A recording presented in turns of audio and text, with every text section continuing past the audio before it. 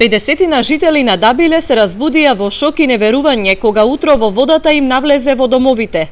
Соочени со разбеснетата река Струмица, чие корито не успеа да ги собере неколкучасовните поројни дождови. Останаа во своите домови додека противпожарните единици не пристигнаа за да им помогнат да излезат од куќите. Мојот маж се разбуди и ми кажа: "Дигај се, ќе се издаваме." И јас ушка станах до половината од му вода. Цела и се збркаваме, не знаеме што правиме.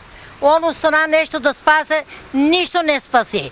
Това доле спална, регале, се доле, фрижидере, ни документација, ни пари, ни храна, ни гардероба. Кога станавме, значи кога излеговме на влезот од нашите куќи, увидовме дека водата е до самата куќа и тоа беше, значи, гледката беше страшна. Потоа, значи, не знам како да ви објаснам, значи ја повикавме, значи, пожарната станица за да не извлече нас, за да не поплави натре и да изгубиме нашите животи. За 5 минути нема ништо. Правка дојдеме, се беше полно.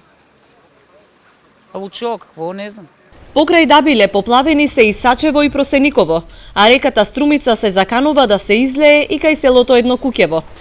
Десетина домови во Струмичко Дабиле буквално пливаат во вода по синокишното невреме. Автомобили, земјоделска механизација, покукнина. Се однесе силниот дожд кој веќе 2 дена ја зафати Струмица.